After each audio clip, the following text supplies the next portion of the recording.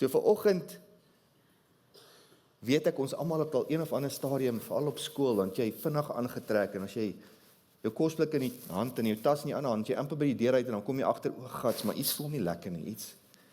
Ja, jy weet nie, ongemaklik is hierdie nou vir my ook nie. Alles trek skeef, tot my broek trek skeef van hierdie skewe hempies. En ek dink dis baie keer hoe ons voel.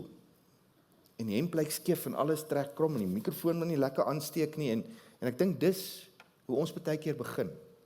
So hoe ons begin, maak saak. Hoe ons wegspring, maak saak. Nie met gaatjies in die grond nie, maar met wegspringblokke, want dit maak tog 'n verskil. En dis presies wat gebeur. Ek dink, as ons hemp nie lekker vasgemaak is nie, ons nie by die eerste knoopie begin nie, dan raak dit baie ongemaklik en alles wil nie lekker pas nie en jy kan nie lekker hemp insteek nie en dis presies wat gebeur wanneer ons in die geestelike lewe ook so begin.